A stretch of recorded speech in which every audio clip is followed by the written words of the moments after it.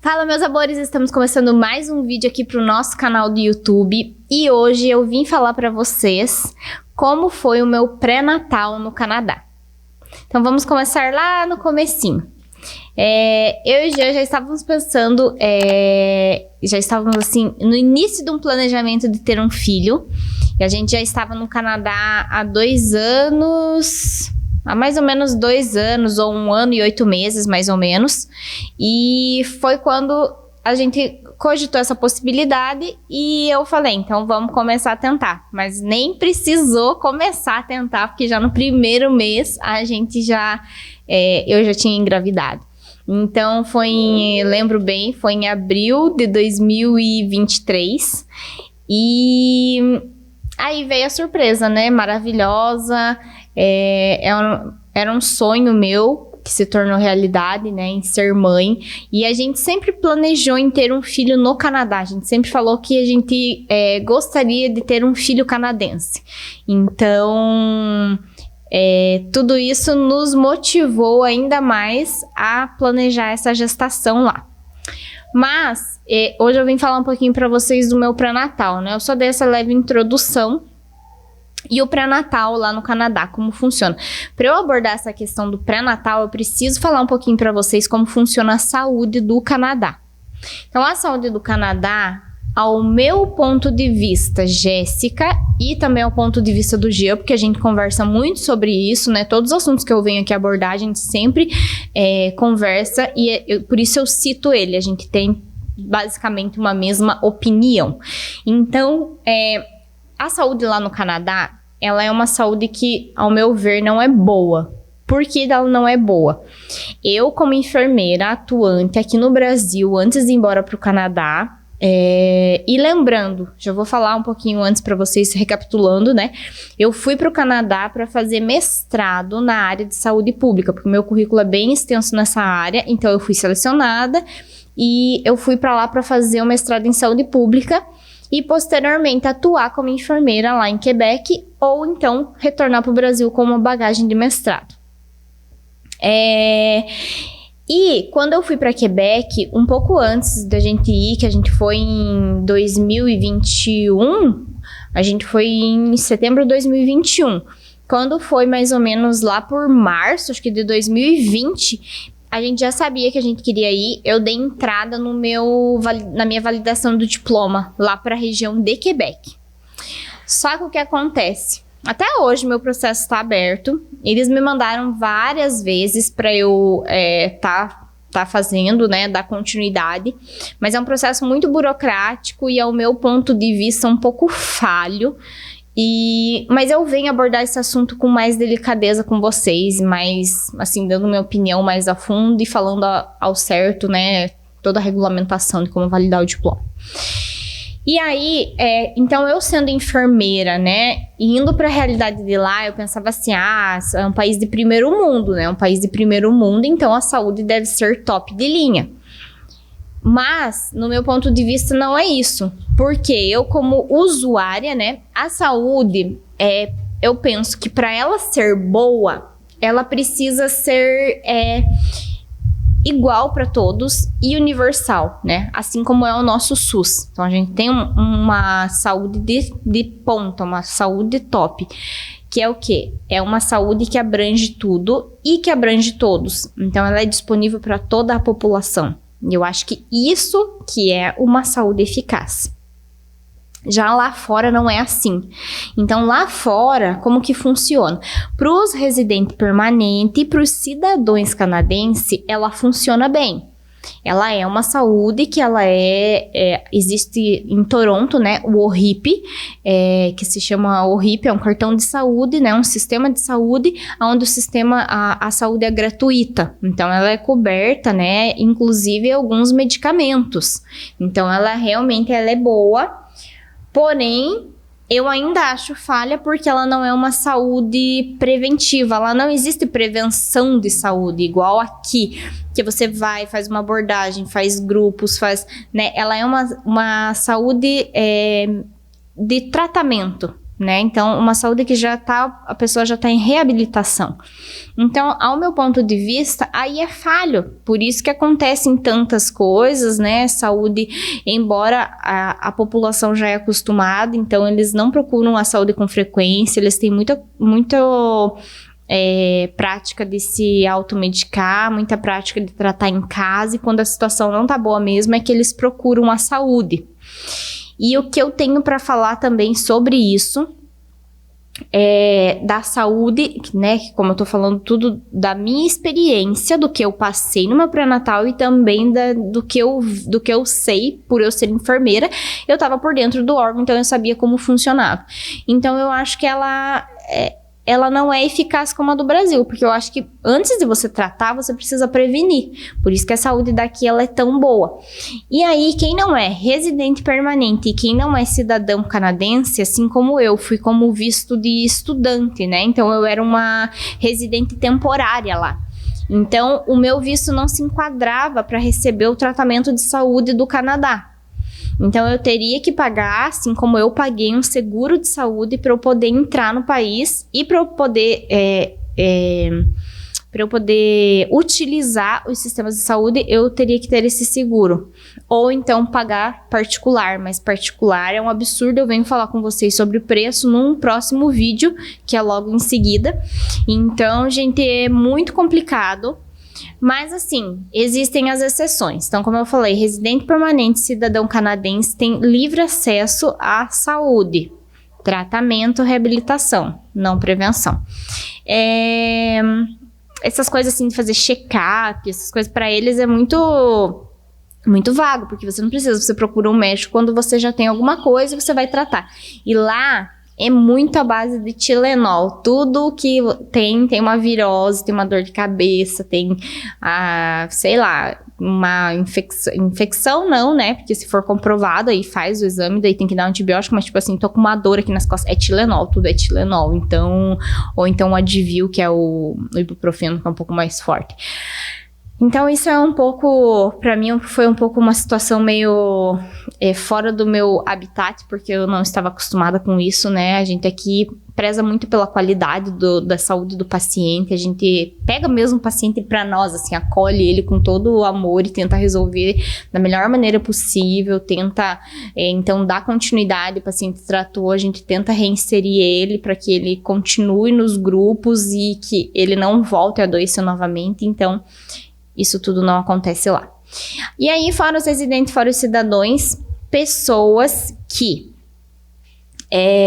estão fora de status, que foram com visto, mas o visto expirou, venceu, estão fora de status, e pessoas que estão ilegais no país, essas pessoas conseguem ser atendidos por uma forma de um programa que o próprio Canadá oferece. Eu não sei, na verdade, se é todo o Canadá, mas eu sei que em Toronto tinha esse programa, e eu sei que parece que em Calgary também tem esse atendimento. Agora, Quebec já é uma região muito fechada, eu já não sei se lá funciona dessa mesma forma, por isso eu não posso falar de lá, porque eu realmente não sei. Mas eu acredito que sim, porque quando a gente chegou tinha a acolhida dos imigrantes, né, que tem um programa, né, que você recebe cesta básica, e, enfim, várias coisas. E eu acredito que lá também deva ter possibilidade de uma mulher, se ela vir engravidar, fazer o pré-natal gratuitamente, entre aspas, porque existem alguns gastos e eu vou falar pra vocês. Ok, então eu me enquadrei nesse programa. Com o meu visto de estudo expirado, eu me enquadrei nesse programa para receber essa atenção do pré-natal. Porém, essa atenção do pré-natal, ela não é por um médico, ela é feita por um programa que se chama Midwife. Midwife quer dizer, aqui no Brasil, como se fosse similar a uma parteira. Só que aqui, lá no Canadá, né, elas estudam muito, elas estudam 5 anos para elas se formarem midwives. Então, essas midwives, elas são muito capacitadas. Eu tenho só elogios, assim, porque realmente o meu atendimento foi muito bom. E eu vou contar um pouquinho para vocês, então, desde o início, como foi. Então, quando eu descobri esse programa, né, eu descobri que eu poderia fazer, porque eu já tava vendo tudo pra fazer particular, porque tem médico brasileiro que são credenciados lá, porém o diploma demora muito tempo pra validar, então eles precisam da aprovação dos médicos canadenses. É como se eles fossem residentes lá. Mas tinha um médico brasileiro, ele conseguia me solicitar exames, me acompanhar, mas cada vez que eu fosse era uma facada a consulta, os exames eram mais caros ainda. Então, assim, ia sair uma exorbitância para Natal. Mas se eu não tivesse outra solução, eu faria assim. Foi então que eu descobri esse programa, né, de midwives. E aí, a gente é acompanhado por essas midwives, desde o começo até o fim, até o parto. Tá? Vamos com calma que eu vou explicar passo a passo. Então, como que funciona? Quando eu descobri que eu estava grávida e descobri esse programa, eu me inscrevi em várias instituições que são credenciadas essas midwives. Então, eu me inscrevi em mais ou menos, eu acho que umas 8 instituições onde essas midwives trabalham. Que são clínicas, né? Como se fossem clínicas. E aí, quando eu me inscrevi, teve 2 que entraram, várias falaram pra mim, ó, Jéssica, estamos sem vaga, eu já tava começando a ficar preocupada, porque isso já fazia 1 mês que eu já tinha contactado elas, então eu calculava que eu tava mais ou menos de 1 mês e pouco, já tinha passado mais 1 mês, ou seja, eu já tava indo pro 3º mês e eu não tinha contato com ninguém. Até que então, 2 midwives me contataram, só que uma me contactou assim, tipo, hoje e daqui 3 dias uma outra. E a que me contactou hoje era a midwife que era 5 minutos da minha casa, eu indo a pé. Era do ladinho da minha casa. E na verdade eu queria a outra que me contactou depois. Aí eu analisei, pensei, bom, eu tá aqui perto de casa, né? Porque uma amiga minha, coincidentemente, engravidou nesse mesmo período e ela estava sendo atendida por essa outra equipe. Então, ela falou que o tratamento era bom, então ela falou, bom, ela já tem uma experiência, então seria bom se eu fosse atendida pelo outro. Mas era lá do outro lado da cidade, eu ia ter que pegar 2 ônibus, mais um metrô. Aí eu pensei, bom, esse aqui tá do lado de casa, vou aceitar e vamos ver o que vai dar. O primeiro encontro, pra minha surpresa, já foi muito diferente. Foi um encontro online. Então, ela entrou, se apresentou, né, que ela iria me acompanhar até o final e tudo, e perguntou pra mim tudo o meu histórico de saúde, antecedentes, né, pai, mãe, avós, o que eu sabia, e foi perguntando várias coisas, só que tudo isso, assim, um pouco fica registrado, né, eles vão anotando à mão, mas nunca eles me deram uma carteirinha de gestante. Então, isso pra mim já é um ponto bem diferente daqui do Brasil, porque aqui pra gente identificar uma gestante, fora o sistema que a gente tem online e tudo mais, prontuário, cada gestante tem a sua carteirinha, né? Então, com essa carteirinha, ela é atendida em qualquer lugar. E ali tem todas as informações, consulta médica, exames, tudo. E lá não tinha essa carteirinha. E aí eu falei, nossa, como é que alguém vai saber que eu tô gestante, né? Eu não fiz um exame, um beta-HCG, por exemplo. E para eles é indiferente se eu fiz beta-HCG ou não. Eu entrei em contato, falei que fiz um teste de farmácia e eles acreditaram que o meu teste de farmácia é positivo, eles não pedem beta-HCG para confirmar a minha gravidez. E aí, com o passar do tempo, eles vão pedindo exames normais e ultrassom. Ultrassom também é uma coisa que a gente faz muito pouco ao longo do nosso pré-natal lá no Canadá, porque é realmente como é o protocolo deles, né? Geralmente é uma por trimestre, então faz uma no primeiro, uma no segundo e uma no terceiro trimestre, mas eu já venho abordar um pouquinho mais sobre isso. Então a gente não tinha essa carteirinha de gestante. Outra coisa, nunca me pediram meu histórico vacinal, nada, não queriam saber se eu tinha hepatite, se eu não tinha, enfim. Então, isso pra mim foi muito estranho, porque aqui a primeira coisa que a gente cobra são, como eu tava falando pra vocês, então essa parte, assim, de não pedir situação vacinal, pra mim foi uma coisa muito estranha também, né, porque a gente cobra muito isso, se não tem o esquema vacinal em dia, a gente já indica a tomar as vacinas pra ficar tudo correto. E lá não, lá eles me indicaram tomar a vacina do Covid, a vacina da gripe e a DTPA que a gente toma realmente como é aqui, né, de 24 semanas, 28 semanas. Então essas 3 vacinas eles me indicaram tomar, mas eu não tinha que anotar em nenhuma carteirinha, eles simplesmente falaram que era pra eu ir na farmácia, mas ninguém me cobrou, não era nada que era obrigatório, aqui também não é obrigatório, mas tipo assim, não é uma coisa que ficam me exigindo, me cobrando. Não, você tomou, não tomou, tudo bem, por nós é indiferente. É você que tem que saber se faz bem pra você ou não. E mesma coisa eram os exames. Quando eu fui fazer o exame de... aquele curva glicêmica, né? Pra ver a glicose no sangue, na época pra ver se eu tinha diabetes gestacional. Ela perguntou, você quer fazer? Eu falei, como assim eu quero fazer, né? Eu tenho que fazer. Faz bem eu saber pro meu filho se eu tenho alguma coisa, se eu vou ter diabetes gestacional ou não. Não, claro que eu quero fazer, quero tomar o líquido. Ah, então tá bom. Então você vai pra tua casa, leva o líquido. Já me deram o líquido lá com as tantas semanas. Eu acho que eu fiz com 24 semanas, se eu não me engano. Leva o líquido, toma. E aí você retorna aqui pra gente consultar no outro dia de manhã, 1 hora depois de tomar o líquido. Ok. Então eles também confiavam se você toma o líquido, não precisava tomar na frente deles, não precisava ir no laboratório, nada disso. E a sorte, gente, é que eu fiz esse exame, porque fui diagnosticada com diabetes gestacional.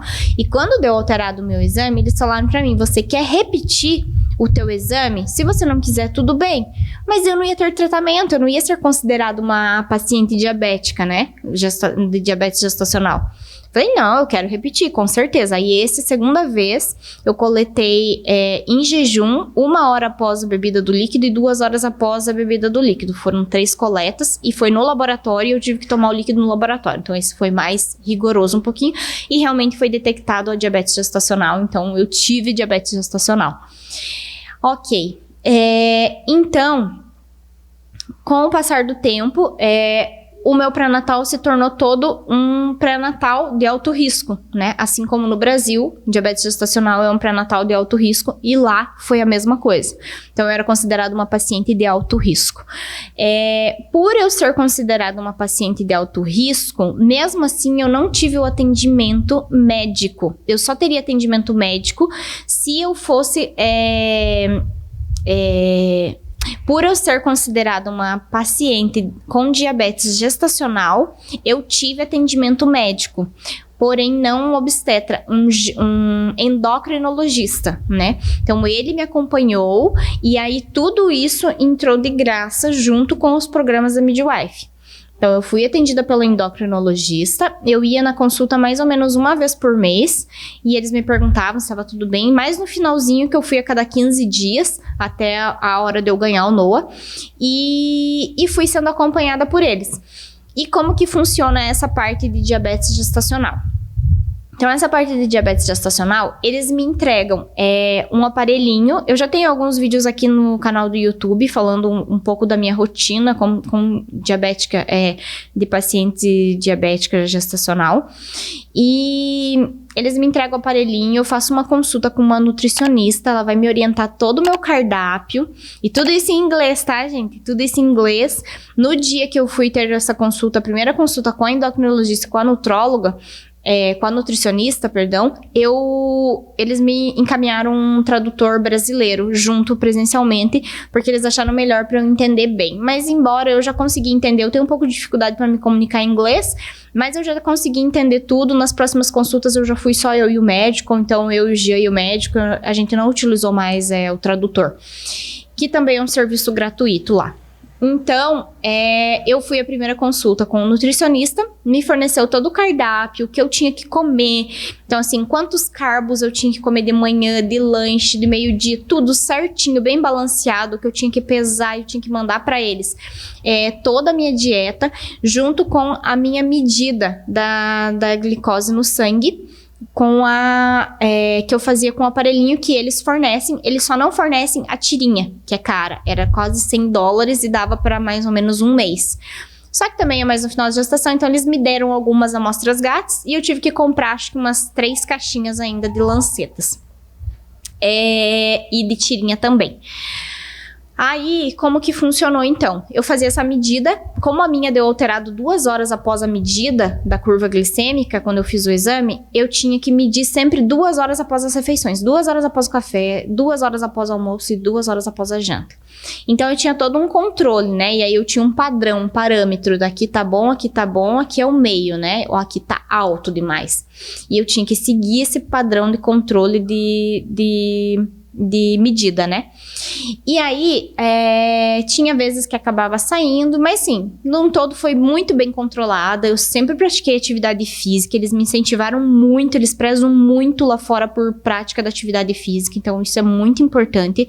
E graças a Deus, né, o Jean, meu esposo, é personal trainer, então ele acompanhou todos os meus treinos, foi muito bom. Foi excelente para minha gestação. A gente fez exercícios específicos, tanto para ajudar nessa parte da queima da insulina, né? Como para ajudar no trabalho de parto. E, inclusive, quem tiver interesse, quem tiver precisando, se tiver alguma gestante que esteja assistindo esse vídeo, né? E quiser uma consultoria particular, eu vou deixar aqui também o contato dele para vocês fazerem uma anamnese. Eu acho bem interessante. Não é porque é meu esposo, mas graças ao atendimento dele e ao controle da minha dieta, que aí foi eu mesmo, né, pessoal, a minha disciplina, a minha diabetes foi extremamente bem controlada, Noah sempre no peso bem adequado, Noah nasceu com 3,590, então foi muito bom o peso dele, e é isso, gente, da diabetes era mais ou menos isso, então foi tudo de graça, eu ganhei o aparelhinho, né, só tive que ir comprando as tirinhas. E aí o pré-natal foi seguindo assim. Eu sempre que eu fazia exame de sangue, era tudo gratuito. Aí eu fazia mais ou menos a cada 3 meses, era, né, trimestral, eu fazia os exames. Aí, como eu tive diabetes gestacional, eu tive que fazer um pouco mais de ultrassom, porque eu precisava saber o tamanho que Noah tava e também como tava o líquido da minha placenta, né? Se eu não tava com baixa produção do líquido, se eu não tinha perda de líquido por conta da diabetes gestacional. Então, eu fiz um pouquinho mais de ultrassom do que as pessoas que entram nesse programa normalmente, que são 3, eu acabei fazendo, se eu não me engano, eu fiz 5 ultrassons. Mas assim, de um todo, tirando essa parte de não ter carteirinha, tirando essa parte de não ter controle de vacinal, meu ponto de vista, né, eles não cobrarem, e era tudo assim, ó, quando eu tinha que tomar DTPA, eles falavam assim pra mim, Jéssica, você vai lá na clínica tal, que vão te fornecer gratuitamente, e é isso. E ninguém marcava em lugar nenhum e só me aplicava uma vacina.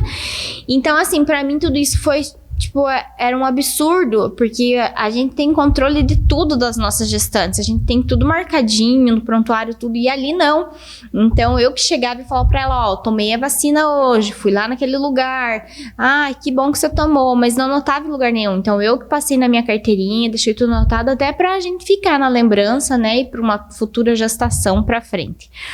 Então, assim, o pré-natal, eu não posso ter queixa. E ele foi um pré-natal muito bom, ele atendeu muitas minhas expectativas do que eu tava esperando. E por ser um pré-natal com midwives, né, que eu considero, assim, parteiras no Brasil, só que lá realmente isso tudo é muito tempo, né, 5 anos. Então, eu acho que são pessoas bem capacitadas, me atenderam super bem, eu fiquei bem satisfeita, eu não tive nenhum problema, assim, em relação ao atendimento.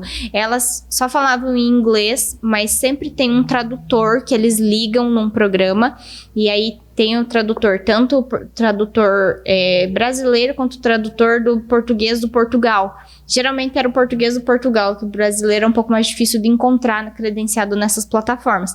Mas eles me atendiam, né, se eu tinha dúvida. No final, a gente já nem usava mais tradutor também no pré-natal, porque a gente já tinha uma conexão boa, eu e a midwife.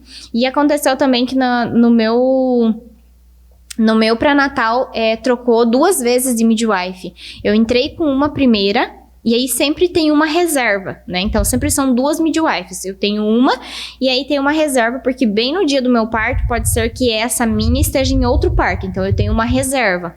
E aí, eu conheci uma outra midwife, que também não pôde me atender, e eu fui para uma terceira midwife, que foi a minha midwife até o final.